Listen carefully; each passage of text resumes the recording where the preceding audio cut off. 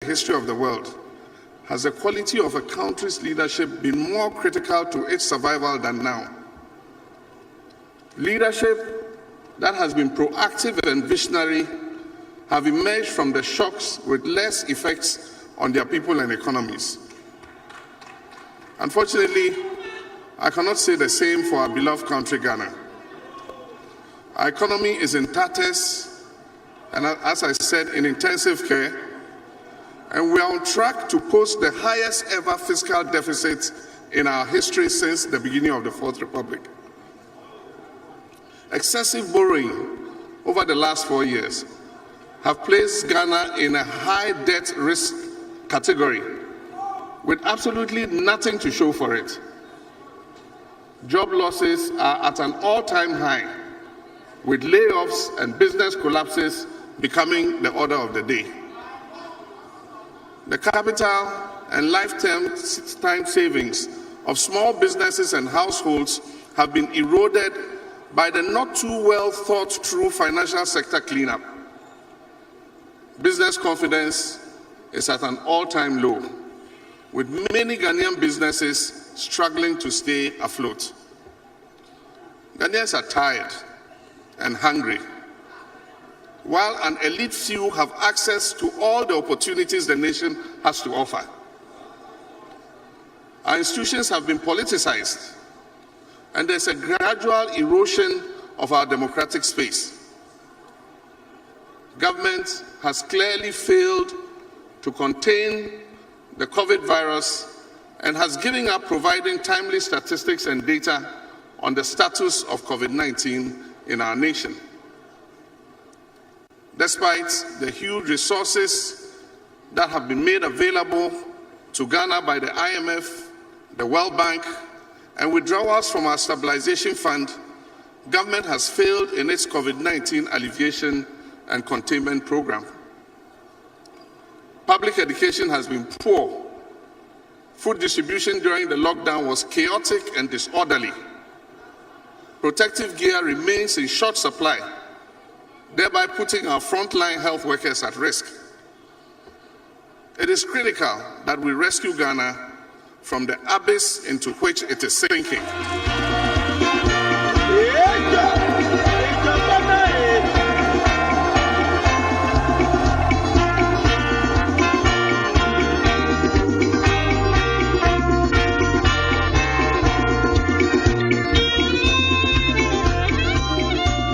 We have every plan and desire to make the free SHS much better by ensuring that its numerous challenges are addressed and that higher operational and academic standards are introduced and sustained. To do this, we will abolish the double track system. And as His Excellency has already said, we will complete all abandoned structures for secondary and technical education. This includes the score of E-blocks abandoned by this government for no justifiable reason. These measures will allow us to cater for current and future students. And we plan to make the free SHS more inclusive by expanding it to cover students in private senior high schools, in underserved and deprived parts of our country. It's our land. JJ is a winner.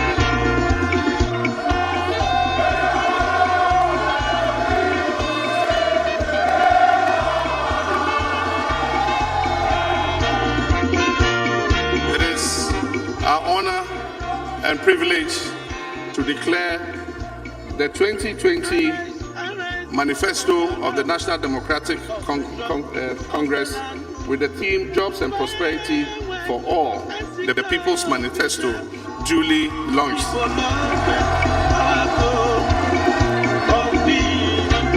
Thank you very much. God richly bless all of us.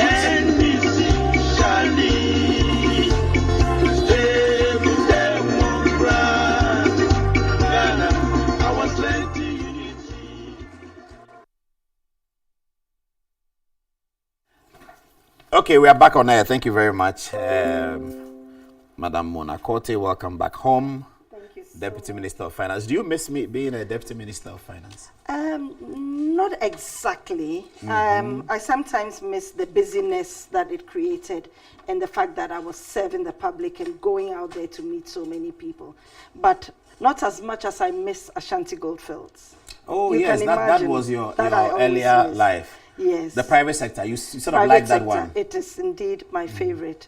But I miss It here means too. you have been following the Japan situation Indeed, I have. very well. I have. Okay, we are not here for that. We are not here. We for miss that. you at Metro TV a lot. I miss you too, Paul, and Metro TV. And Benedicta. I'm glad to see you are still going strong all this Well, time. we're trying. The last time you were here, you came as a NUX executive. Exactly. Yes, many years ago. What have you been doing since then? Politically? Everything. Oh my goodness. Okay. So after NUX, being passionate about public service and politics generally, I went to serve my party at the constituency level to the... I see. The to NDC. The NDC. Which constituency? Yes. Lower Manyakrobo constituency. Ah, okay. So I was an executive member and moved to the regional level as a regional deputy youth organizer and deputy director of elections For the Eastern region. for the Eastern region. Okay. Okay. And Did you win any election? I won the election I mean, to be deputy. Yeah, I mean, youth. whilst you were deputy coordinator at Eastern region, the NDC win any election, national election. No. 2012? 2016, we lost. Oh, it was 2016. Exactly. Okay. All right. After that, I contested Parliament. I attempted the primaries, the parliamentary primaries at in Lower Manyakrobo constituency. And I lost to the incumbent MP, Honorable Oklete Labi. And after that, the party nominated me to be part of the Manifesto Committee, which I've been serving on since October 2019. What have you done in private sector, though? I mean, have you been working apart from that? Yes, I have been. What have you been doing? I've been working in the energy space, so a bit of energy, telecommunications as well. But currently, I'm a private legal practitioner. I see. So you're running your law firm, or you work with a law firm? I work with a law firm. I see. Okay. So you're doing full-time legal practice right now? Exactly. I see. But Okay. I'm also serving as aide to the running mate. Oh, the Exactly. Professor Nana Jane Opoku. How is she doing? She's very fine. Okay. So you were a member of the Manifesto Committee, and I'm going to ask you a question that NDC people don't like me asking. Why was J.J. Rawlings absent at the event? Was he invited? I want to believe he was invited. I think that he's been our founder, and for almost all our events, we invite him to attend. I am not particularly sure, and I'm not seized with the fact as to why he could not attend. But I think he was duly represented, and as Council of Elders, we had Alhaji Haruna Mahama representing him. So I think that... Well, Alhaji Muhammad Idris represented the Council of Elders. Exactly. Of which there is the chairman? Yes. Okay. Yes. So I'm not seized with the fact as to why he was not present, but I think that I believe he was invited. It was a good event, though, brilliant event. I mean, the UPSA hall is very impressive, and I think it served the NDC for two major events. But this one was just as good as the last one. The color combination, which is part of the trivial that I'm interested in, was also very good, particularly good. Honorable Wontumi, this election is 3 months away, and Ghanaians are going to have to make a choice. At the beginning of the campaign, President Akufo-Addo seemed to say that this election is a choice between what President Mahama did as president and what he has done as president, because both of them had 4-year tenure. I want to find out whether you actually, at the outset, agree with that analysis that it's a choice between, it's an analysis of what did President Mahama do, what did President Akufo-Addo do, who deserves a second term among the two of them. Both of them are asking for a second term. But I first want you to see what President Akufo-Addo said, and then we can deal with it. So let's have a look at what President Akufo-Addo told his communication people. No, but really, I think that for me, the two main issues are the ones that you have accurately captured. For the first time in our history, we're going to go into an election where the two major parties are being led by a president and his predecessor. It's not happened before. Usually it is an incumbent against somebody who's coming for the first time. This is the first time where the immediate past president and the current president. So the issue of their record is absolutely critical. I think we have to be very, very insistent on looking at the records of the two leaders in the period of their governorship, as it were. I think that it's inescapable as far as this election is concerned. And then secondly, deriving from it is also the question of how well they have managed the various issues in the country during their time. And when we're talking about that, we're not talking just about COVID, we're talking about the whole period, for me, from the 7th of January 2017, right up till today, right up to the election. And I think that is also inescapably part of the mix, a critical part of the mix for this election. So as far as identifying the two critical issues that we have to define for the Ghanaian electorate, I think you're spot on in insisting on, first of all, the comparison of record, how effective both presidents have been in terms of furthering social and economic advance in our country, and then, of course, the quality of the leadership that they provided. Would you agree with that, Honorable Monakoti, that this is the basis on which Ghanaians should be assessing both candidates? I think, Paul, the bigger question is, how have Ghanaians always done it? Mm-hmm. How have they always assessed?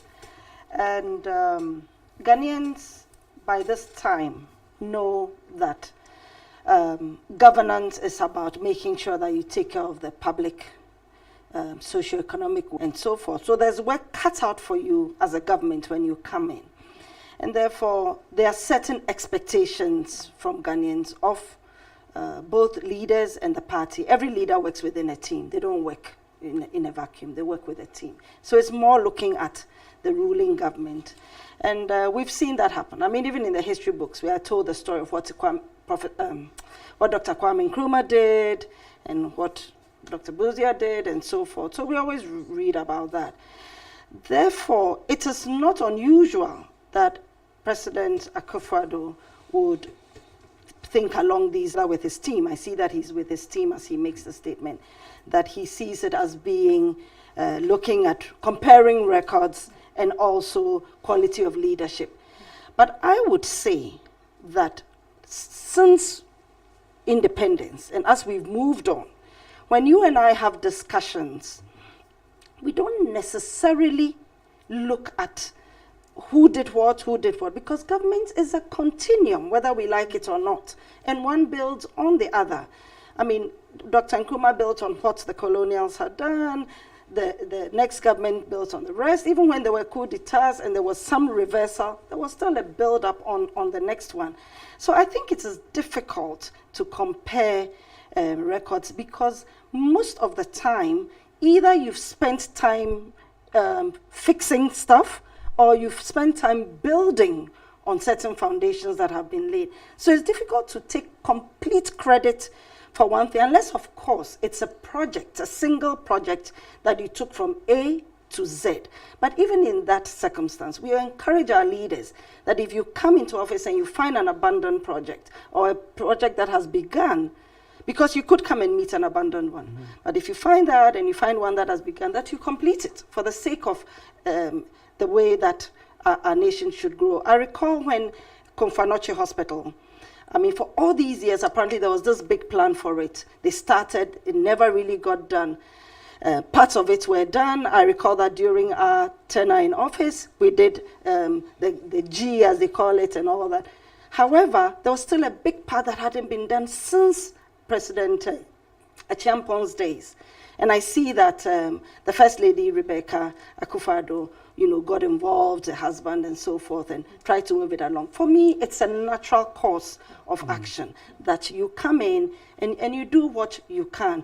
So when we compare records, dito, I have a bit of difficulty personally with doing that. But I think there's nothing wrong with, as you present your manifesto, you state what you've done and what you intend to do. That is, if you've had that chance before. And in this 2020 elections, we have a president who can speak to his 3 years, and we have a former president who can speak to his 4/8 years. So they can speak to it, but I'm not sure that it is dito. Should voters make the decision based on Akufo-Addo says I have initiated free SHS, and President Mahama says I created infrastructure? So let us say, for example, Paul, sorry to cut in, but let us say, for example, President Akufo-Addo talks about free SHS and so forth, which was part of his big manifesto, and he fulfilled that promise no matter what. Where did the funding come from? Because at the time, you all asked, where's the funding coming from? And there was no mention of using ABFA, oil funds. There was no mention, but it was used. Is that, in terms of the law, there could be a breach because the Petroleum Revenue Management Act speaks to that. So, yeah. However, it was used. You saw no one up in arms against it. But, of course, their attention was drawn to it, and they changed the way that they financed it after 2 years. So would we say free SHS is bad because of that? No, it's not. Free SHS is good, and that's why in our manifesto, we are saying that we'll even extend it. We'll continue. We had talked about progressively free, but it's happened. It's accelerated. Fair enough. How it was done, it's behind us now. How do we continue to offer it? You can't withdraw such a thing from people anymore. So how do you continue to do it? But the people must make a choice between this candidate and that candidate. So yes, they understand the continuum. You did this, he continued. But here are the two of them presenting themselves again. Indeed. Who do we choose? So the manifesto then speaks to the future about what we will do. And the people will now decide that which of these value propositions that are coming from the two are even feasible in the first place, can happen within the tenure in office, or can at least get to a good milestone before there is a change, if indeed there is one. So the people have very, very different ways of assessing these things. And at the end of the day, when they're standing at that ballot box, Paul, I doubt that they'll even remember everything in that manifesto. But there'll be some highlighted ones which they can see they're enjoying immediately. Yeah. For example, in 2016 December, as people stood by that ballot box, they thought about free SHS. The potentially there could be free SHS. They really wanted it. The desire for it was so strong that they voted that way. And they got it. Even though I could say, talking about record, I could say that perhaps the quality went down because we are not seeing the same quality of education. But they got it, and that's what they wanted. Okay. Today, I was listening to, in fact, I think it was Joy. I'm sorry to mention another station. But they were interviewing people on the street, and they asked that, how do you feel about free SHS, continuing even to tertiary level and so forth, and to university level, and we are hearing that half of the university fees will be absorbed for 2021 academic year in the NDC manifesto. One said that would be brilliant because it's easy on my pocket. In fact, I struggle to make these fees, so I would love it. Another one said, it's not a bad idea, but I'm thinking big picture and how will government fund it? He was immediately worried about how government would fund it. But again, so you got two different views. So it's for us to explain how this funding will be done, And in a manifesto, you usually have highlights of funding. You don't go into detail because there's a separate action plan. There's a separate budget, which is not in the manifesto. But you speak to the general how it will be done. If I recall, the free SHS was going to be done by making sure that monies that were leaked or lost from corruption and so forth will be brought together and all that and be done. Unfortunately, no funds came out of that, but funds came from the ABFA. So that is what it is, and now sometimes from borrowing. In our situation, we are looking at our $10 billion big push as one that we will fund by equity injection, by innovative development financing. I'll come to the equity injection. Yeah, I'm wondering what we're going to give away for the equity. I'll come to that. Yeah, Let we're me looking come at to Benedicta. PPP type sort of thing. So I'm sure you have time to So I explain know that I later. haven't answered your question directly. No problem. The but viewers are more basically, important. yes, I'm just saying that viewers have This their own record thing. perspective. It's Still subjective. on that, Kojo Oponkrumah, the information minister, speaking on Asempa Radio this afternoon, said that, sort of paraphrasing, that John Mahama cannot be trusted because when he says something, you can't trust that he will do it. Because in his first 4-year term, some of the things he said in the NDC Manifesto 2012 were not achieved. However, his candidate, President Akufo-Addo, has achieved the things that he said he would do. So he was urging people not even to consider what President Mahama is saying, basically to ignore it, because he cannot be trusted with promises, and that his record of the first 4 years does not compare to the record of Akufo-Addo's 4 years. How would you respond to something like that? I think that is subject to what Ghanaians see on the ground. The clear example is that we have a president who, at the end of his first 4 years, he was commissioning projects. We now have another president trying hard to cut swords to now commence projects. So what was he doing all these 4 years? Is it now the time to start cutting sword? President Mahama was commissioning a lot of projects 4 years ago. And I think that if you look at a lot of the infrastructure projects that he now goes around commissioning, they were started by His Excellency Mahama. Like the Tema Motorway, which is controversially being claimed by both the NDC and the NPP. Exactly. If you look at the hospitals, if you look at Terminal 3, a number of projects that one can pinpoint and say that this is the NDC's legacy. We cannot say that for the ruling government. In terms of fiscal infrastructure projects. Exactly. But then are you talking NDC 8 years as against Akufo-Addo 4 years? We are talking 4 years of John Mahama But he inherited himself, John Mahama, so he was coming in from vice president. So if he's commissioning a project at the end of the 8th year of NDC, that's reasonable. But if you want to sort of juxtapose that to an incoming opposition party after 4 years, that may not be fair. But I think that the facts are there for us to see. If it is about interrogating the timelines within which the projects were delivered, I think we can set another date to have that debate. Yeah. But I think we should probably be looking at going into 2020 elections. What is the NDC promising? Yeah. What is the MPP promising? At least they are a government, a party in government. But who should we trust to deliver? I mean, I think that Ghanaians would judge that, and the verdict is there for all to see. I think you would agree with me that we've seen a lot of people expressing regret for supporting the ruling government. Why are they expressing regret? Why are people being disappointed in governance? We need to right the wrong. And that is why it is important for us to begin to ask the ruling government that you promised A, B, and C to be delivered within 4 years. You promised us that, yes, our former president could not be trusted. You said we could trust you. We trusted you. The Ghanaian people trusted you, gave you the mandate. What have we seen in the past 4 years? Have they failed in their promises? Of course they have. And I say that, yes, we can interrogate issues about legacy in the future.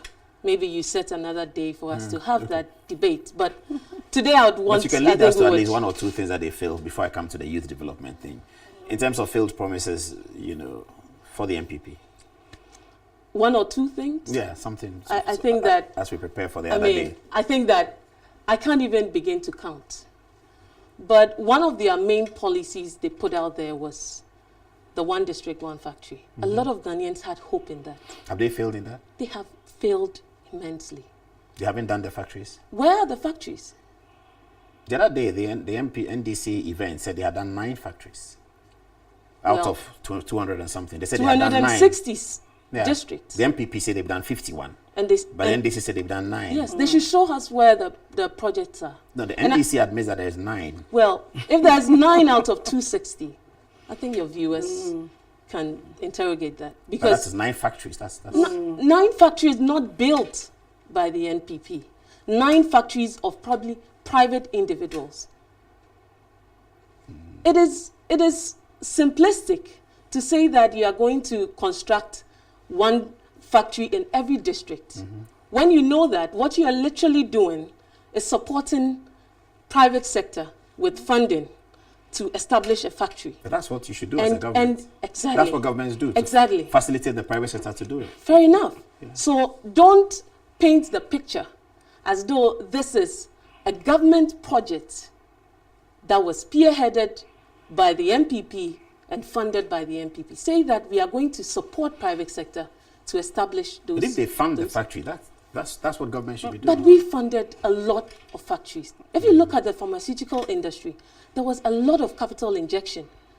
We had a lot of support from government to the pharmaceutical companies. We didn't term it as one district, one factory. I'm sure if we did, and were to compare what we did with the pharmaceutical industry, as opposed to what they claimed they were going to do in 260 districts, I don't know where they would be, whether they would even get 1% in terms of having achieved that promise. So, Paul, I think that Okay. for the MPP, it's a I'll come back lost to you cause on for them. youth development and Yes. education and all that. But Madam Mona, the job creation was a big part of the manifesto launch yesterday. President Mahama talked about it.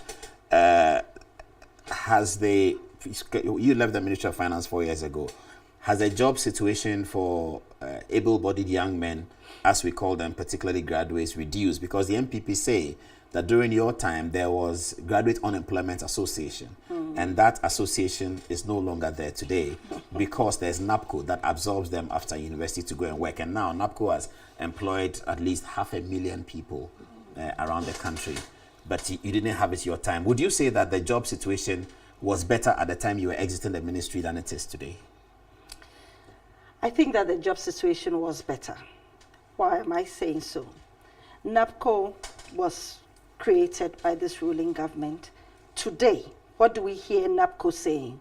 They are behaving almost the same as we heard about this so-called unemployed graduates. They are saying they don't know what their future is. They are crying for help. They are asking for help. When we consulted widely, these were the views we got from people who are in the NAPCO. And therefore, in our manifesto, we've spoken about generating permanent jobs for them and making sure that they are placed, whether in the public sector or in the private sector, through the concept of creating a job center, which is not new.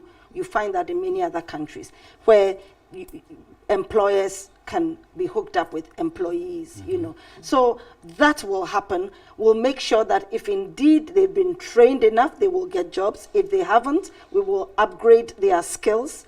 We have talked about giving some concessions in terms of getting education in the CODVET or the TVET area to upgrade skills and make them useful and productive. So they would, the NAPCO group, the team in NAPCO, 500,000 or more, as you say now, as we speak, are not sure what their future is. And we are telling them that we will make sure that they do get into jobs that are either with the public sector or the private sector. We've assured them. How did we you are do committed that? to How that. did you do that during the tenure? How were you able to do that? Were you able to achieve that during the Mahama era, to get graduates into jobs? We got a number of graduates into jobs at the time, okay? And if you remember, during Mahama's era, most of that time was under an IMF program. So we did as much as we could. As part of the IMF program, we were even asked to reduce the public service numbers. Yes. And that was because the IMF was looking at productivity. So this time, learning from that, we've realized that we must make sure that each worker is productive, not just a worker for getting a job. It's not job creation for job creation's sake, but to have a decent job, decent wage, and actually produce contribute. And therefore, we've attached it to education. And we've reduced the cost of that education. But we've attached it to education, we've attached it to training and upgrading of skills to make sure that we are able to do that. Again, we have spoken about targeting women and youth in particular jobs. So in the cocoa, actual agriculture, growing cocoa, and agribusiness, cocoa processing, and many other agribusinesses. But that area is one of the key areas in the manifesto. We've also talked about how we will create a gold board to make sure that small-scale miners have a ready market and a place that they can go to safely. Also look at training them, making sure they are mining safely, making sure they have the regulatory licenses for concessions and so forth. So basically, we are bringing the informal sector into formal sector and making it interesting and attractive for the youth to go into those areas. Now that you talk about IMF, the MPP claimed victory there again, that during your time the IMF was in because you were unable to manage the economy, the same economy that you had inherited yourselves on. You couldn't manage it. The IMF came in, that under their tenure, the IMF is gone and now they can employ. IMF, is that a reasonable victory for them to claim? I'm not sure. The IMF has been into Ghana more than 16 times or around 16 times.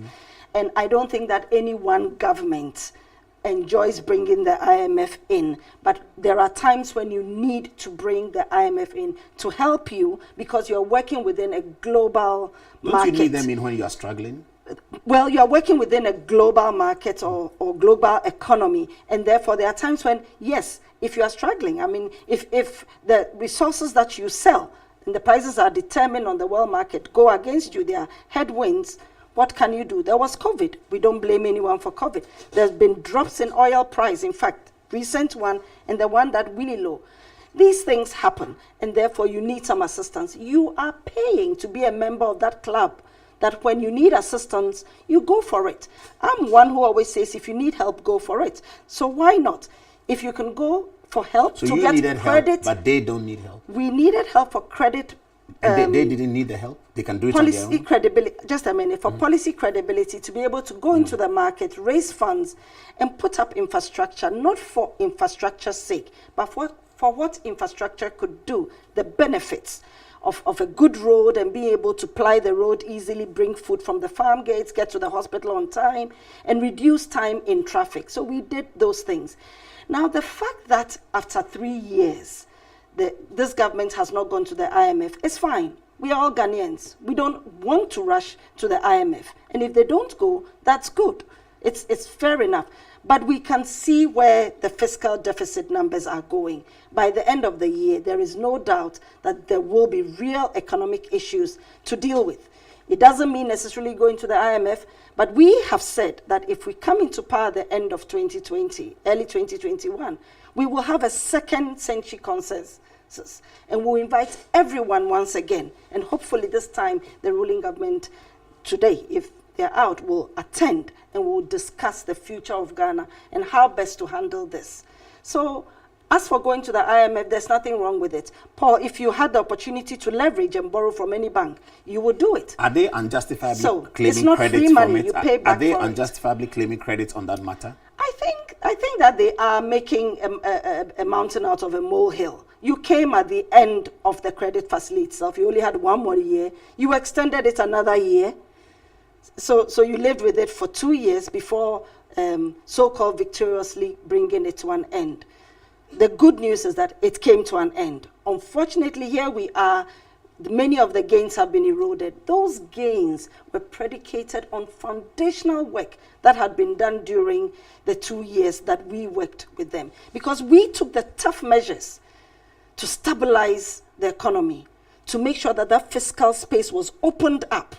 And of course, we lost elections, so they came and enjoyed that. There's nothing wrong with that. That's what governance is about. It continues. The next government that comes takes it on and moves on with it.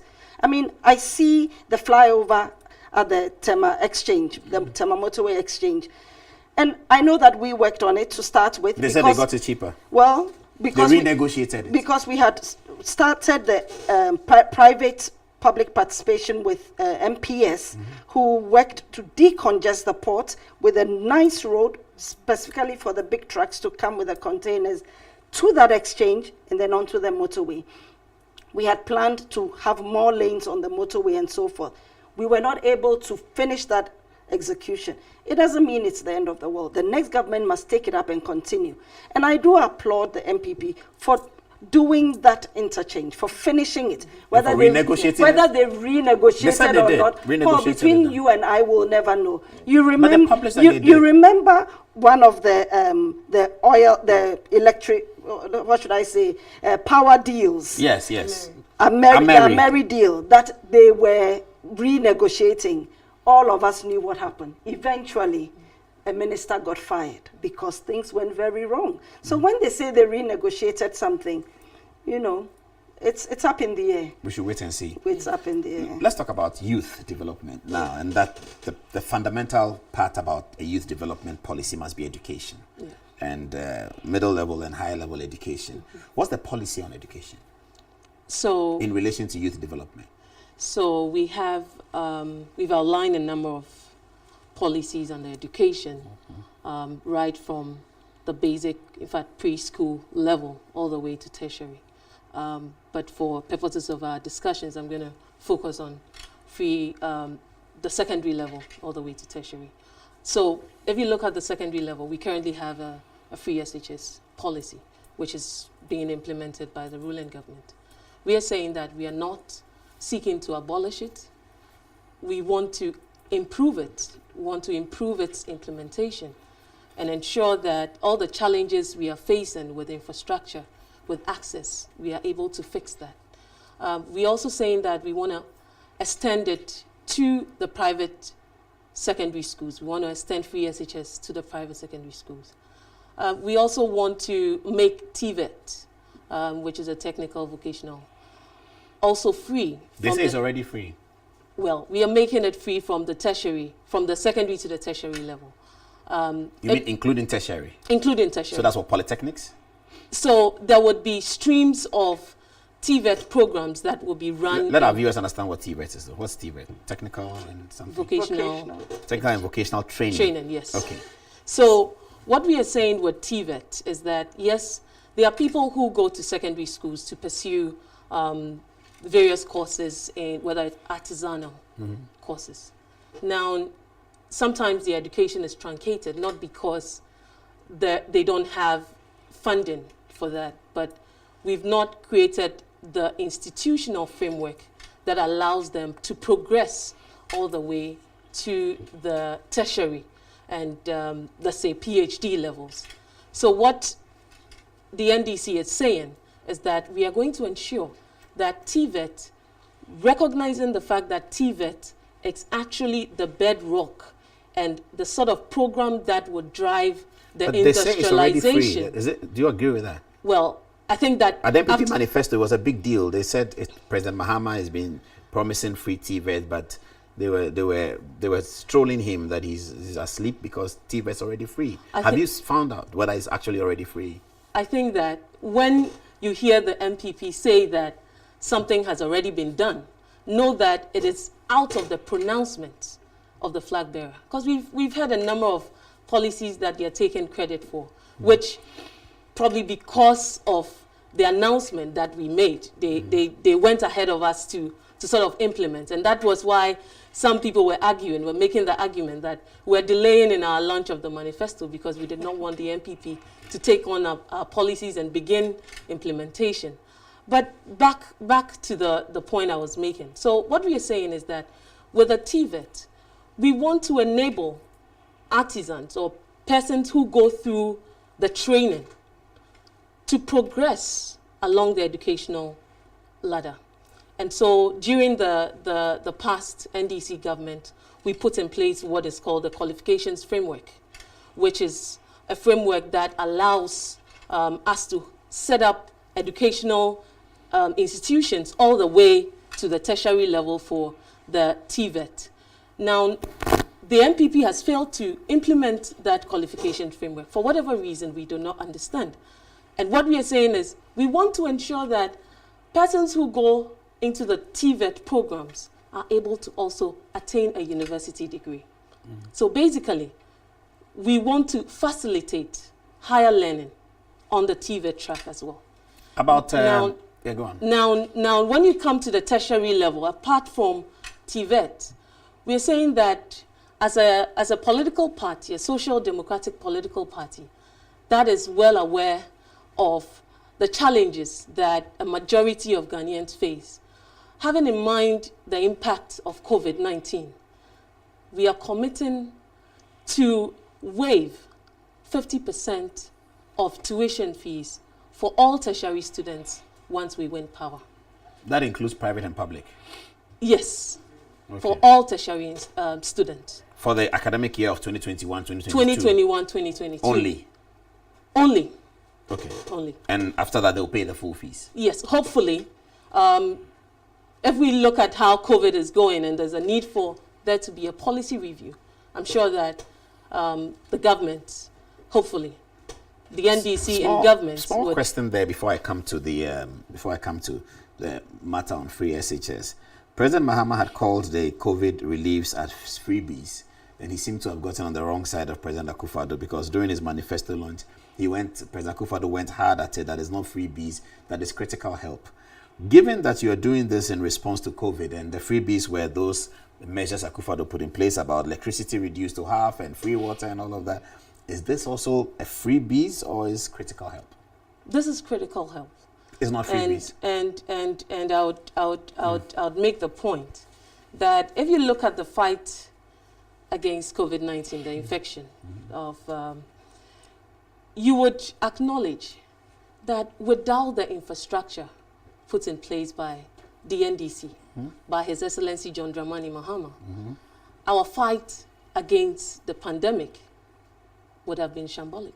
Today, we have some glimmer of hope that we've contained the spread. The President Mahama said that it's the not COVID been fight was contained. bad. He said that in his speech, we showed it. Well, That the COVID fight was terrible. He said that. it's bad. He said it's bad because if you look at the responses, the policy responses to the crisis, it was basically depending on infrastructure that he built. So if you look at the hospitals, the University of Ghana Medical Center, the East Ghana Hospital, and a host of other hospitals that he set up. But for those critical infrastructure, health infrastructure, we would not be able to have even achieved the level of containment that we've managed so far. And so if President Mahama is saying that he has failed, or President Nana Addo has failed, what I think he wants to say is that we are not seeing any strategic policy response from the president. I think that given... But the relief to Ghanaians was not infrastructure. Paul, let me just add one little thing that perhaps we've all forgotten. You asked me about IMF help. Yes. Actually, this government went back to the IMF for the rapid credit facility to help with the COVID. So the IMF, as I said, is a place that member countries can go to. Yes. And they did. So you see why that argument doesn't hold about why but you go there when you're in trouble. No, so they went. So they actually picked up $1 billion towards From this the IMF, assistance that you are just discussing now. That's and correct. those are some of the reasons why you would find former President Mahama saying that this thing hasn't been handled well. With all those funds, plus the buffers that had been left in their care, plus the fact that we saw the economy start to improve in 2017, 2018. The econometrics pointed to that. But that's their work. It's not their work. It is what came out of having gone through a reform program. Therefore, this should have been handled better. And that is what they inherited economy at 3.5 growth, and they put it for the first 2 years economy that at was under 8.5. a program. It was doing well. The numbers were improving. I mean, inflation had started to come down. So what are we talking about? But why did we go in the program in the first place? That's the first thing. I explained that we went in for policy credibility to be able to do some of our infrastructure President things. Mahama broke the bank and overspent by $4 billion in the 2012 How would budget. you break the bank if the revenue was not coming in as expected? We just talked about natural resource prices not being where we expected them to be. There were headwinds, but yet, look at the infrastructure we delivered. Look at the oil and gas sector. what we delivered there. Sankofa Jinyami, with the ENI work that was done. We did.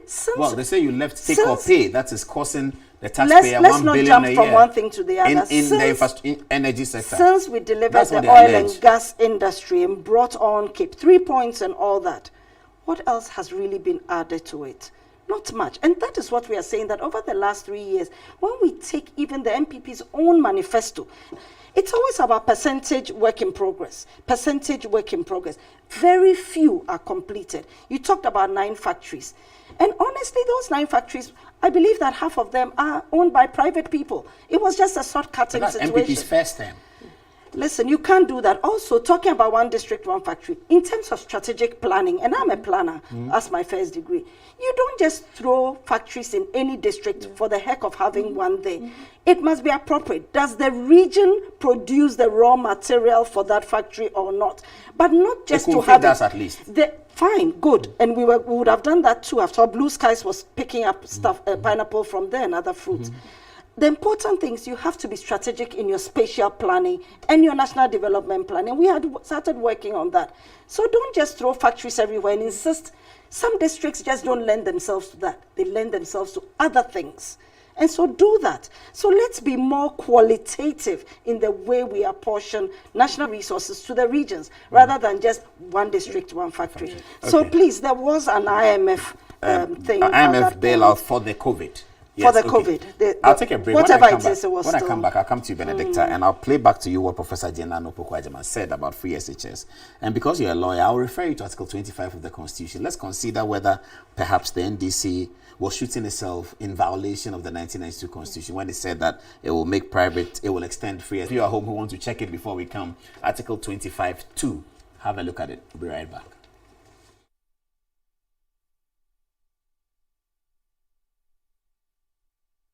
Ghana for high sense da mosibe bre na tetu anya pomudi adwuma ye for corona yare baye woni ye diniye ye koso asrese abanche se odi egu akwam no ye nkoso na ye niso ye yie die ntra se wo pe home appliances a efe na eche ne bo da form afi entwe power ye obia be kan bia oboa eno ane high sense diema aye direct from factory ya na ye nti etimi promotion abrebia high sense product abeto Ghana and one of Germany and America. Your fridge, air condition, TV, washing machine, gas cooker, blender, rice cooker, mobile phones, sound system, and a break home. You have 5 years manufacturer defect warranty. Yeniamano, ya tete swama museo. Say here, no nose mask, no entry. High sense, everyday prices for everyday people. Imagine driving into your own home was no longer a dream, but a reality. Imagine a luxury home designed so people like you can afford. But imagination is considered thoughtless by some, maybe because we tend to be carried away by our imaginations or left misguided.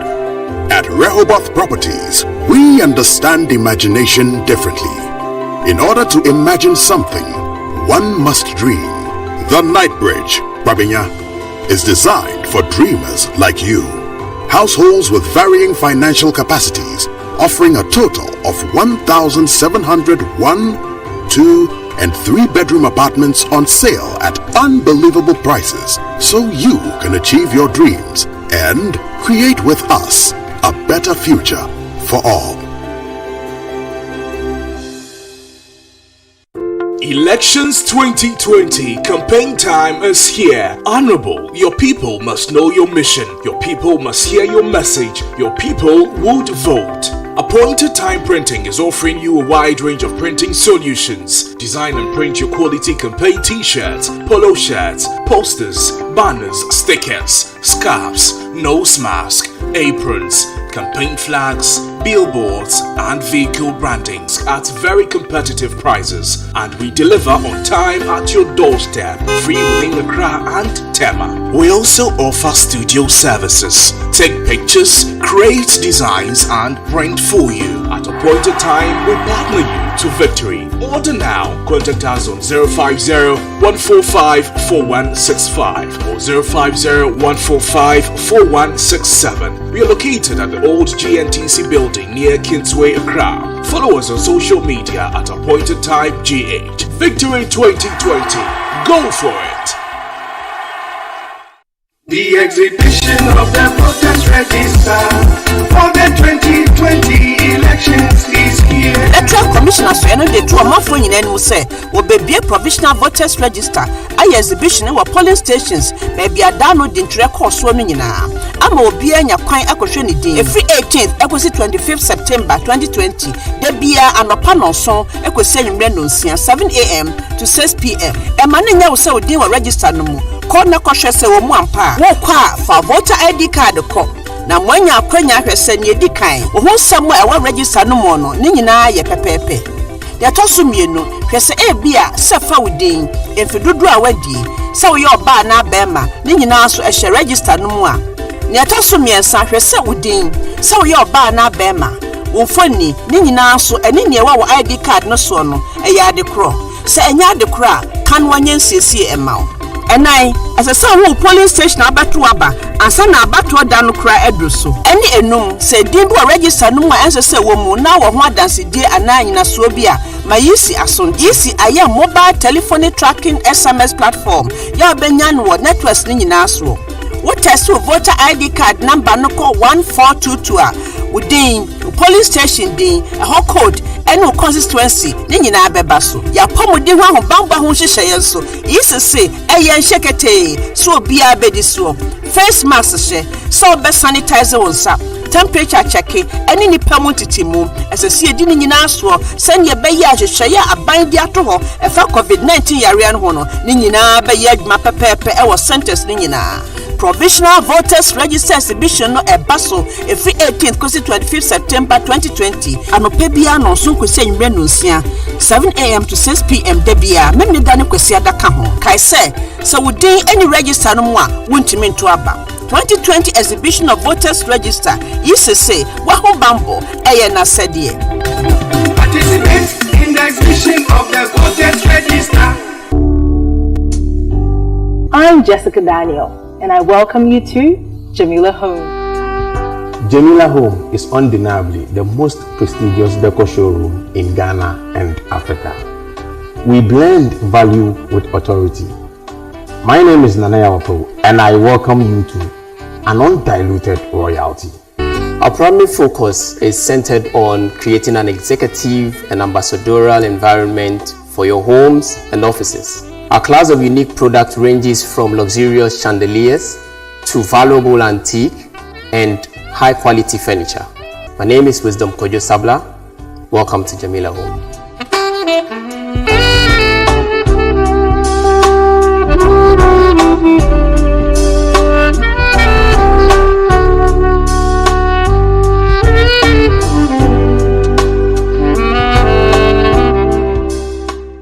Imagine driving into your own home was no longer a dream, but a reality. Imagine a luxury home designed so people like you can afford.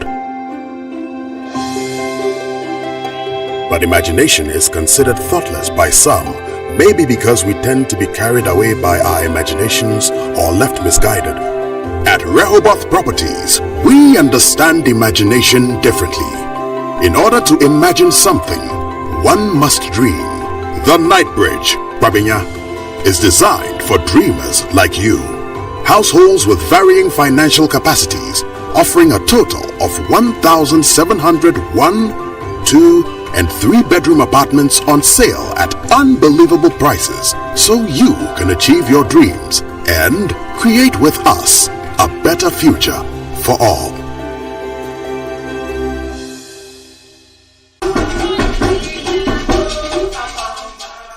Fellow Ghanaians, your family now Lengani or Mesogoza of Kafam the First, Chief of Fufule. Some are catching them that. Say Kafam the whole Ghana. To say you have double do. Yet it is so near Sancha Wachalia Bebre. Kafam, young Cocoa Promo, double do. Let's go for 40 liter bottle of Fizapri. I could have dispenser. I'm not born here 2999. They say you're about 2499. 500 Ghana, Away! That's how free media 20-liter microwave. Kafam, Kayansu, you're not a chill. Kafam, you're the home appliances, no, a chawampa, even in Dabani. Kafam, will lie. So good to 640-liter side-by-side fridge, you know. Aha. Now, and also, I have 4999. They say, I have about 3999. 1,000 cities. Away!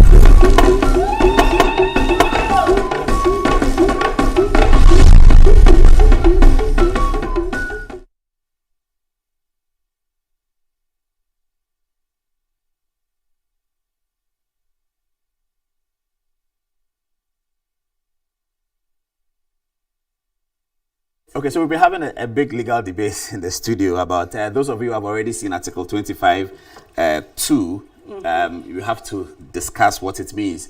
There are some people who have a different view of it, others have another view. So let's go to the conversation. First of all, let's listen to what Professor Nana Jane Opoku-Agyeman told the NDC faithfuls yesterday about free SHS. We have every plan and desire to make the free SHS much better by ensuring that its numerous challenges are addressed and that higher operational and academic standards are introduced and sustained. To do this, we will abolish the double track system. And as His Excellency has already said, we will complete all abandoned structures for secondary and technical education. This includes the score of E-blocks abandoned by this government for no justifiable reason. These measures will allow us to cater for current and future students. And we plan to make the free SHS more inclusive by expanding it to cover students in private senior high schools, in underserved and deprived parts of our country. So a few issues to look at. Let's start with the meaning of private and underserved, deprived. What does that mean? I think that you need to interpret that within the spirit and framework of how we develop the manifesto. Basically, as a left-leaning political party, we are very much interested in improving access to education. And so the policy to extend it to private secondary schools in underserved and deprived areas is to ensure that in situations where you have young people in private schools, private schools in underserved and deprived communities. Exactly. Where you know. It sort of sounds like a paradox, really, because private school connotes ability to pay. Underserved and deprived denotes people who are unable to pay. Citing private schools in a place like that, we might not find many. But that's okay. That's different. I think that you don't understand the private secondary school system. So there are two different, I would say, two different types of private secondary schools. You have your international schools and your quite, I don't know the word to use. And then you have schools that are private, but are cited in deprived areas. And people pay fees to attend. People pay fees to attend, not because they chose to attend those private schools, but because they did not get access to the public schools. So they access. Exactly. So they don't get access to public schools because we have limited infrastructure. And so but if the community is deprived, you will charge them, they will be able to pay. I'm saying that is the reality on the ground. So there are people. So let's take a deprived community in Accra, for instance, say rural Accra. Yeah. So Amasaman or something like that. You're saying that there could be a private secondary school there that is charging fees for the people who live in that community, the low income people who live in that community. Exactly. And they're able to pay the fees? Exactly. Okay. Yes, they are able to pay. And so what my boss, Professor Nana Jane Opoku-Agyeman, is saying is that we are going to ensure that we improve access to secondary education. Access really sounds like double track. No. It sounds very much like that. No. So you abandon double track. We are abandoning double track. That means you're reducing the number of people who are going into pre-sec. Exactly. So you are taking away from pre-sec another X thousands, because they can't come. If you abandon double track, the double track has admitted a lot more people. So if you are talking about access, and yet you're talking about abandoning double track, again, it sounds like a paradox. But that is why you understand that the MPP's implementation of the free SHS has been abysmal, because you do not provide any infrastructure. You do not expand on the infrastructure. You abandon projects started by His Excellency John Dramani Mahama. And yet, you say that you want to improve access.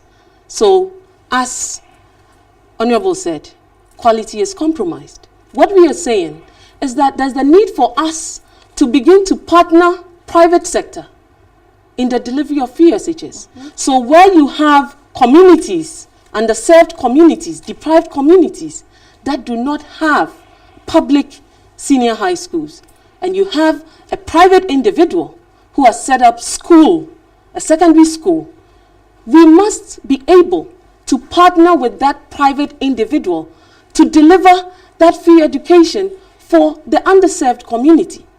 And so this is a policy, is a stopgap measure to ensure that the government is able to now put in place the necessary infrastructure that would allow... Do you have enough private schools that would have taken the numbers of people who have gone into double track? I'm sure there are a lot of private secondary schools. Okay. I don't have the figures. But you believe that there is enough to do that? That there are a lot. And it's not only access, but it's quality as well. Those private schools, what are they doing right now? They don't have people? A lot of them don't have people. Because of the policy. Yes, they are struggling. And that is why we are saying that there's the need. We consider them as partners of development. There's a need for us to partner them. Educational ladder, at the secondary level, the leading schools are public schools. Is it true?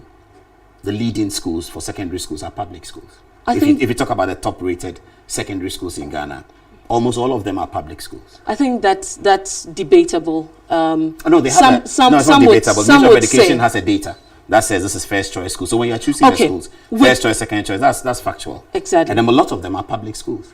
But I'm saying that I came from a private secondary school. I went to Samio 2 Secondary School in Cape Coast, owned by a private individual. I then left and went to Deck Secondary School in Tema. It was a private secondary school. It was not because my parents had so much money and could afford a private secondary school. For some circumstances, I could not get into a public secondary school. At all, or you didn't like the choice you got? I could not get into. At all? I think that the circumstances, there were some circumstances that did not allow me to go to school in the first semester. So I started my secondary school later in the second semester of the academic year. And given the situation, you are not able to. Exactly. So you can only access private. I went into private secondary school. So I know what it is that we are trying to cure. Because I would not say that the secondary schools I attended where, I mean, you had to pay an arm and a leg to access those secondary schools. But I'm saying that where you But you definitely paid more than the public school. Relatively. I mean, if you look at some of the private secondary schools, you don't pay as much as you pay in the public secondary. And that is why we are focusing on the deprived communities and the underserved, because we acknowledge the fact that in those areas, it is a challenge. And so to say that we are going to abolish the double track system, we have to then make sure that we are partnering with private sector to deliver so when you take over in January 2021, you are abolishing double track. Exactly.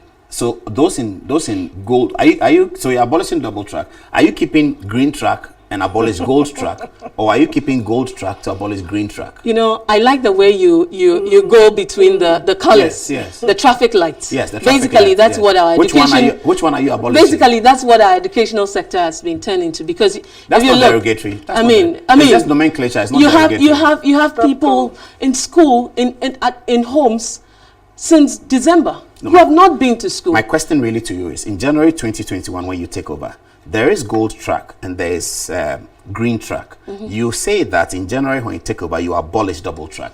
Which track are you keeping? Which track are you abolishing? I think that we are not. You have to abolish one of them. Well, you see, you don't have to say gold or green, but you're going to abolish one of them. You're trying to box it up within the narrative of red, gold, and green. No. But what I'm saying, forget about the colors. You have two groups of people. You are going to abolish one of them.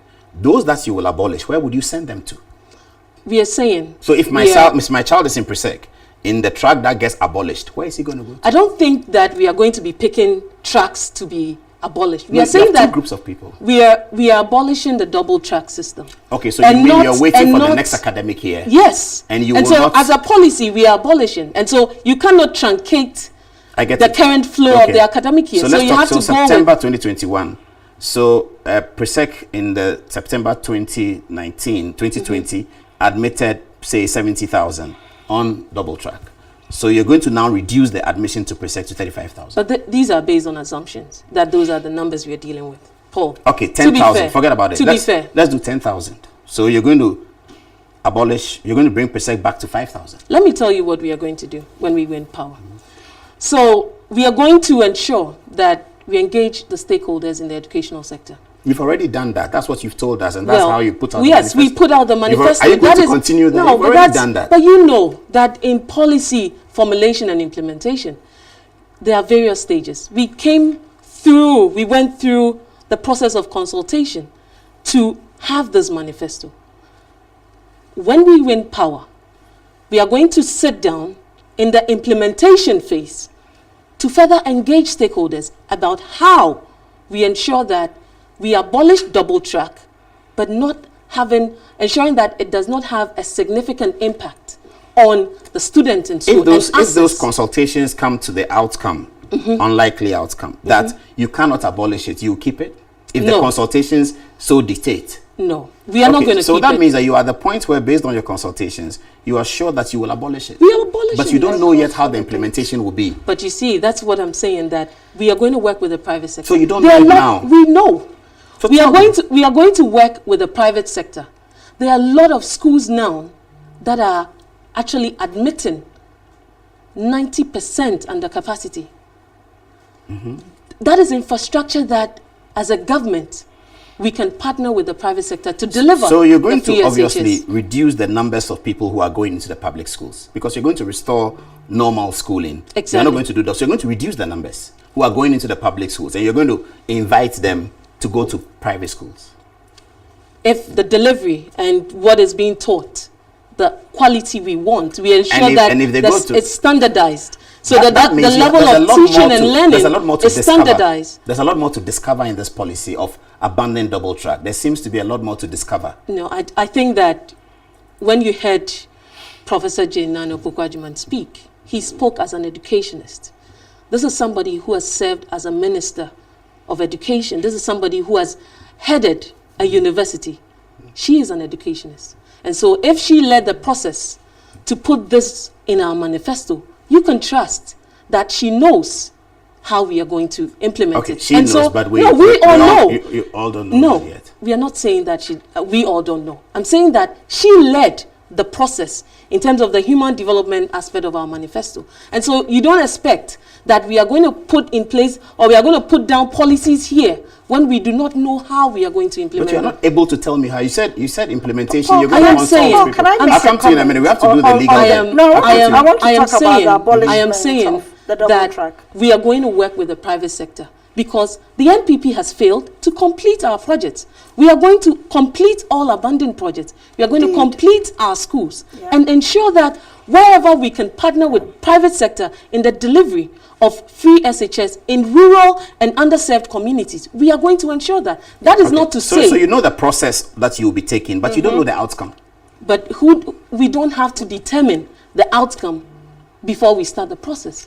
When you are a political party seeking the mandate of people to take their power under the social contract, you say that you will tell them the policy, but you will work out the implementation later on.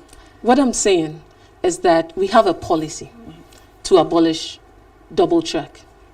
And I'm saying to you that will mean that you're going to reduce the numbers of people going to Achimota. Not necessarily. Not necessarily. It won't happen immediately. It will be sequenced. It will be phased. When you abolish something like this, where you already have a double track and you want to now consolidate into one, it doesn't happen on point zero. It will be phased out into it and get the other children up to speed to join. But that's the same thing. That's the same thing the MPP is saying. The MPP, when they introduced double track, said it's temporary.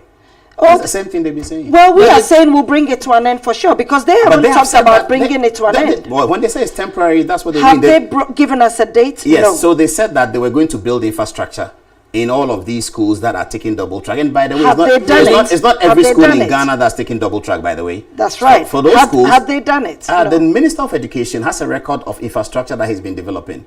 And in Dr. Baumia's presentation, he showed school infrastructure in schools. In my school, Presec, certainly they are building infrastructure. Certainly. One more new house is coming, several classroom blocks are coming. That's for sure. But Paul, isn't it interesting that you think that an addition of one dormitory in a secondary school is a policy so worthy of commendation, and in another vein, you project the NDC's policy or our projects to ensure that infrastructure, educational infrastructure, is distributed across the country, and to set a foundation to increase access in education. You are saying that you would pick projects that this MPP government is undertaking, piecemeal educational infrastructure. I don't understand what you're saying. I'm just explaining what they said. That double track, as far as they are concerned, is a temporary policy. And that's what Madam Mona is saying, that when they say, when NDC says we'll abolish double track, they don't mean we'll do it today. They mean we'll phase it out. And I'm saying that in phasing it out, then you are the same as the MPP, because that's what they've told us. But they haven't actually said in their manifesto that they are bringing it to an end. They did say it's temporary, they did say when they started, but they haven't given. Yes, but they haven't shown anything. We have given an end date that end date? We will begin the process of getting to an end date as soon as we get into office. When will that process end? Do we know? Oh, we have to start soon. We're saying we have the action plan. We're abolishing. So it's a philosophy, no problem. It's not a philosophy. We don't have the action plan. I don't think it's a policy. Okay, let's go to the legal bit so that we can hear the views. I'm sure people will differ on this matter. So let's put up the law, Article 25 of the Republican Constitution 1992, and is as follows on your screen. Educational rights. So 25(1) reads, all persons shall have the rights to equal educational opportunities and facilities, and with a view to achieving the full realization of that right, it goes on. A, basic education shall be free, compulsory, and available to all.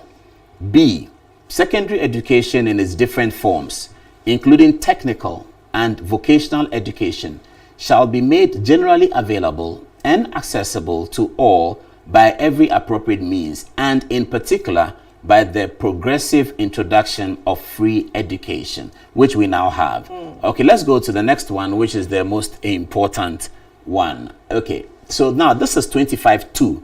And let's deal with it. Lawyers, non-lawyers, I mean, this is English, so we can understand it. Every person shall have the right at his own expense. That's the important one.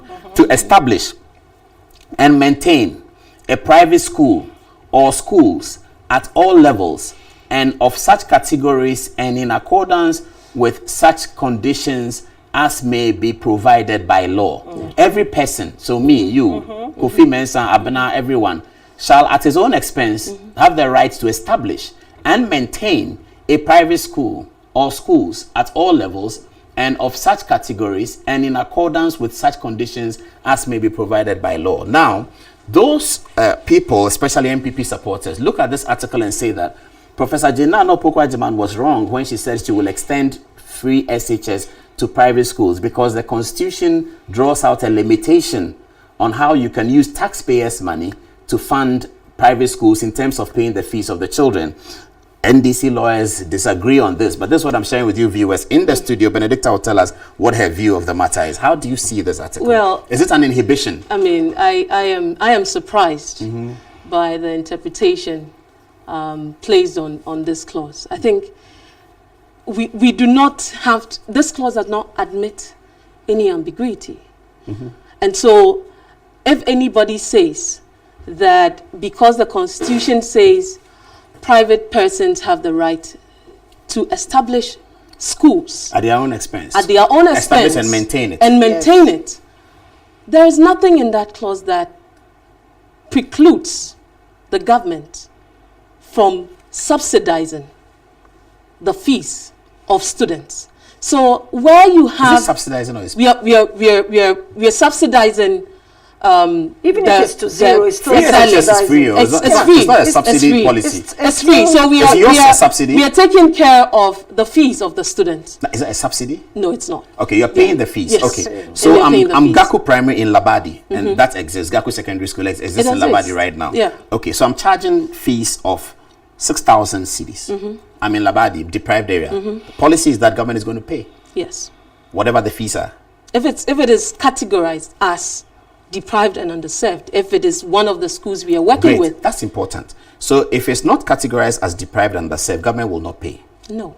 Okay, so it's not all private fees that government will pay. I don't think that's what the manifesto says. Deprived and underserved community. Exactly. Yeah, it was qualified. Not about the size of the fees, but deprived and underserved. Exactly. Right. And who is going to make that determination that this area is deprived and underserved? Obviously, there's the Ministry of Education, there's the GAS. I don't think this is something. There are district assembly documents that speak to that anyway. That speak to what the categories of deprived and underserved. And you can find some of them in Accra actually. Yes. Some of the deprived and underserved. We are not saying that the deprived and underserved schools are outside of Accra. The reason why I'm asking this question is that in public schools for free SHS, government determines the fees. Government is almost the sole determiner of the fees and then pays it. So in private schools, government is not the determiner of the fees. The fees are determined by the private school. The NDC policy is that so long as you're in a deprived area, the fees that you determine will be paid by government. It's not the fees that you determine. We are saying we are working with the private sector to deliver this. That in itself implies that there will be some engagement with the private institutions to come to an agreement as to what fees would be paid them. So I don't think that we can sit and assume that whatever fees probably a school, private school is charging today is probably the fees that we would have to be paying in the near future. So I don't see your point when you say that, yes, 25(2) says, the Constitution. I've moved beyond that. You said the Constitution article does not preclude, does not provide any inhibition. But I'm saying that it would appear to me that the philosophy of this article is that the taxpayers' money is being regulated by the government, by the Constitution. The Constitution regulates taxpayers' money. That's a matter of fact. It does. Yes. So in regulating taxpayers' money, the framers of the Constitution are suggesting to you that whilst you make education progressively free, you don't have the right to apply taxpayers' money to private schools.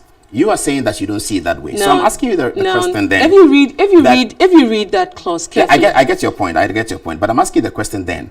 Part of the reason why education can be made progressively free in this context is because government is the determiner of the fees at Presec, Achimota, Wesley Girls. Government, Ministry of Education, the Ghana Education Service determines those fees. So they determine at 500 and then they pay it.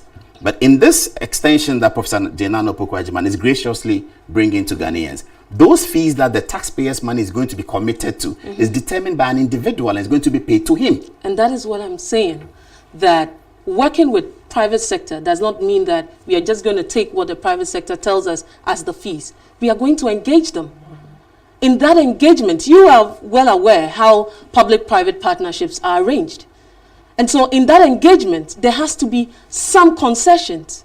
And so sitting here, we cannot say that the private schools are going to charge A or B. What we are saying is that there's a need for us to sustain indigenous businesses, which are private schools, by ensuring that their schools do not collapse and also solving this mess that the NPP has created in the educational sector. Working with them to take up the students and then working with them to determine how we... In this negotiation, according to your definition, remember that you cannot deal with the maintenance of infrastructure because I think that goes without saying. I'm sure this debate will continue. There's one other thing I wrote. Okay, we dealt with double track abolition with private sector. We talk about access. Let me have you talk about the youth policy. Yes. What's the youth development policy? So I think that the NDC over the years has been quite clear in its policy when it comes to young people. The NDC is the only political party in Ghana that can boast of creating platforms for young people to engage in politics, and young people being part of the decision-making process. And so we had a manifesto committee that was set up, and the party deemed it necessary to ensure that the voice of young people were heard. And so I was basically nominated to be on the manifesto committee to represent young people. I'm happy that yesterday's launch, we saw the announcement of our intention to create a standalone ministry for youth development. That, for me, I think, is one of the key policies that we have on youth development in the manifesto.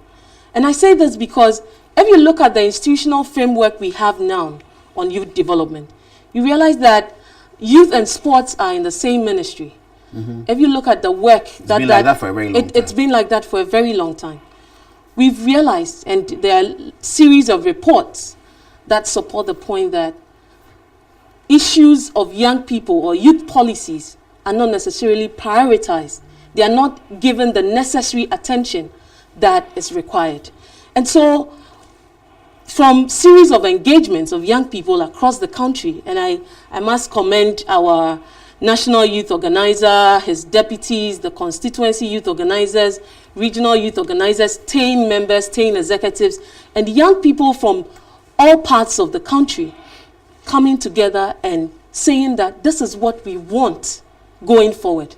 And one of the points we made clear to the manifesto committee was that there was the need to create this ministry to ensure that... What's the group called? The Ministry for Youth Development. Youth Development, the Ministry for Youth Development. Yes. Okay. To ensure that youth policies are mainstreamed and prioritized. To There's ensure a National that Youth Authority, isn't it? There's a National Youth Authority. Okay. And That's to under ensure the Ministry of Sports. It's also youth and sports. Okay. And also to ensure that the implementation of youth policies are well coordinated. Currently, as you have it, there are a lot of policies that are being implemented by different agencies. Under this new ministry, we are going to have an inter-ministerial committee for youth that would try to bring all the key stakeholders from the various ministries that handle youth-related policies. And so I see, and I saw the post that was made by the former National Security Coordinator, Larik Bevlolate, that was his biggest take from the manifesto launch yesterday. The isolation of a youth ministry, exactly, youth development a standalone ministry for youth development. And I think that this came from the understanding that youth unemployment is considered one of the main threats to our national security. And so to have a ministry solely dedicated to implementing youth policies, to working with the various stakeholders and to ensure that the voices of young people are heard, it should tell you that although His Excellency John Dramani Mahama has made a commitment to reduce the number of ministers and actually merge some of the ministries, for him to single out the creation of a standalone ministry for youth development, it should tell you that he is committed to prioritizing youth policies, and he has an interest in young people. If I can go on, the next other policy that I would like to highlight is the 1 million coders program. We, as a nation, we are aware that now the world is moving towards a digital economy. And the question we're asking ourselves is, how do we prepare young people to become key stakeholders in this digital economy, both nationally and internationally? And so this 1 million coders program is intended to train 1 million young people across the country over the next 4 years. This, we believe, would prepare them to come up with ideas, innovative ideas, public service delivery systems that would drive this economy. And so the training of 1 million young people, I think His Excellency John Dramani Mahama, with this policy, has ensured that the youth of Ghana are not left behind in the new age of ICT. Then we look at the other policy on the National Apprenticeship Program. We are saying that yes, there are people in formal education who are gaining education in various aspects of whether the subject matter. What we are saying is that with the National Apprenticeship Program, we are going to take on board young people within the TVET framework to train them in the various technical and vocational training institutions to acquire some skills and also work with master craftsmen to train young people in different trades. This is, for us, a means of ensuring that young people have the necessary skills to be able to start their own businesses and run them. Now, you look at that, and you look at the policy on the youth development, the Young Entrepreneur Development Program. What we are saying is that we've seen that there are a lot of young entrepreneurs coming up in Ghana. We need to begin to support them in a systemic manner. And so we are putting in place policies to ensure that we build their capacity, business development capacities, also support them with financing, and also give them a tax waiver. And that is why the policy on the tax waiver for small-scale businesses for young people is important. And so I think that if you look at the entire manifesto, the youth section, you realize that this is a political party being interested in youth development, saying that we are going to create the necessary institutional framework to ensure that these policies for youth development are streamlined.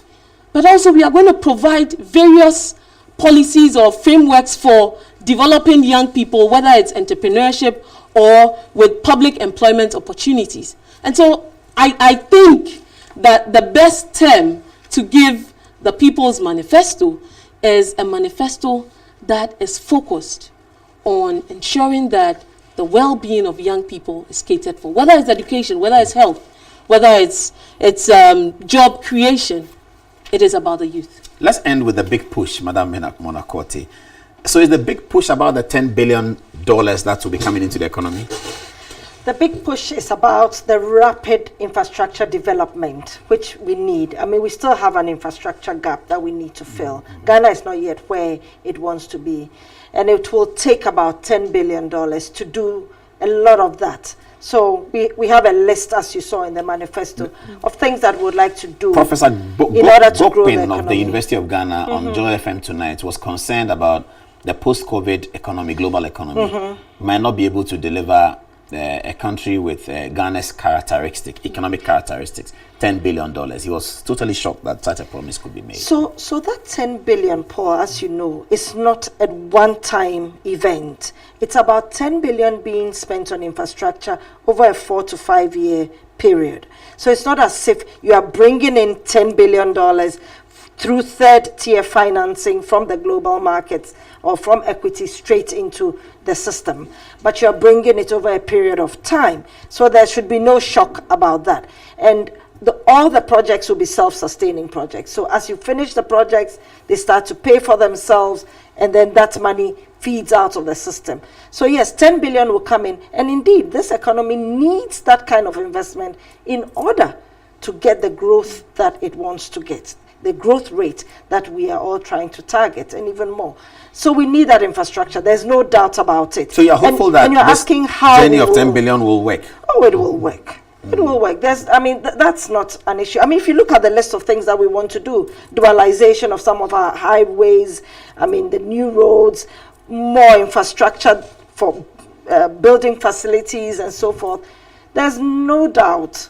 Even the social services, there's no doubt that it will work, and it will bring in the benefits, more importantly, because as the late Vice President Misata used to say, it's not infrastructure for infrastructure's sake, but for the benefit. What will we derive from it? We invested in the Ridge Hospital. The Bank of Ghana built the Bank of Ghana Hospital. look how useful it has been. It has saved lives, which is priceless, you know. So there's no doubt that these things in the long run pay off. And we expect that the big push will do that to grow the economy.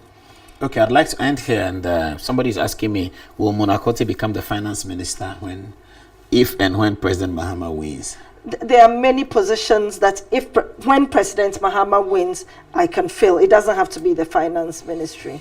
And somebody says the young lady with the youth development, is she going to be the minister of the first minister? Paul, that's a question for you, Benedicta. Are you going to be the first minister of the youth development ministry? I serve at the pleasure of His Excellency the President. Exactly. Okay. So where does the campaign trail take you next? So starting next week, we would be in the Western and Central regions with Professor Nana Opoku-Agyeman. Okay. Yes. Central region will be home for her. Exactly. This will be our second trip. Where would you be voting on December 7th? I'll be voting in Lower Manya.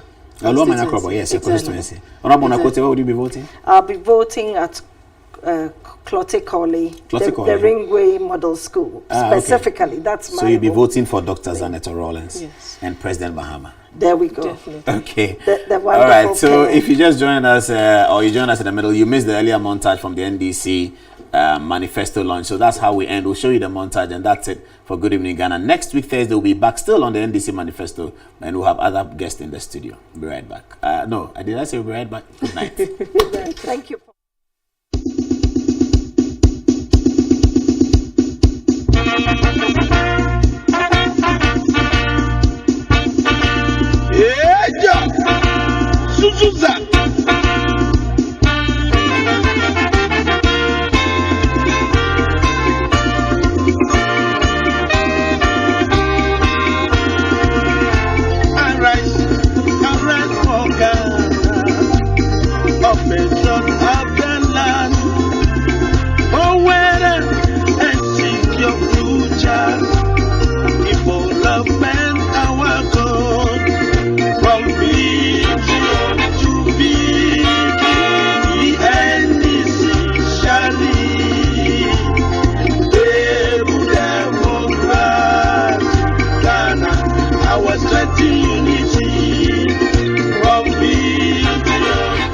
This world is changing fast and in truly fundamental ways.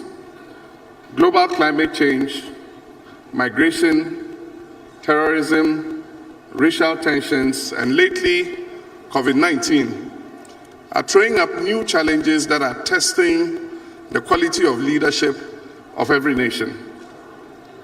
The stress tests nations are going through are revealing fissures based on developmental models and paradigms used by those countries. In many cases, countries considered relatively less advanced with smaller economies are emerging more resilient and less affected by the global shocks than some countries that are considered advanced. The case of Vietnam, a relatively smaller country bordering China and therefore closer to the original source of the coronavirus pandemic, has survived much better with relatively less infections and deaths than known global superpowers. Therefore, never in the history of the world has the quality of a country's leadership been more critical to its survival than now. Leadership that has been proactive and visionary have emerged from the shocks with less effects on their people and economies. Unfortunately, I cannot say the same for our beloved country, Ghana.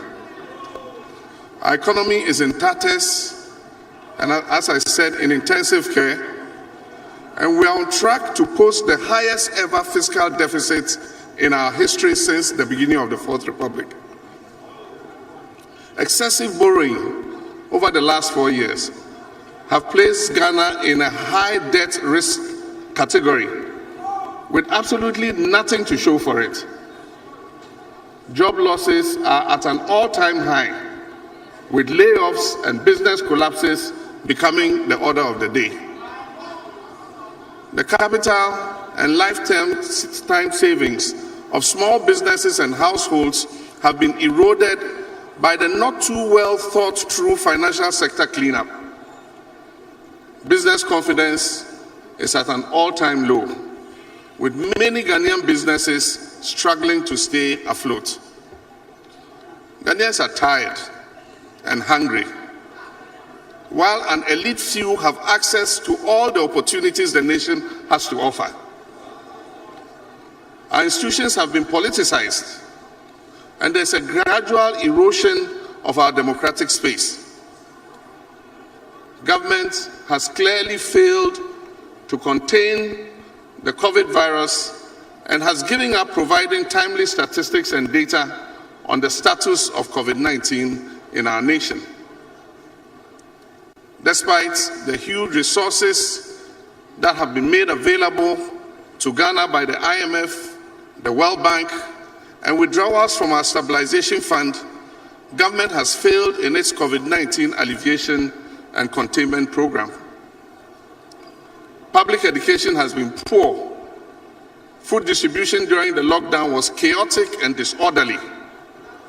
Protective gear remains in short supply, thereby putting our frontline health workers at risk. It is critical that we rescue Ghana from the abyss into which it is sinking.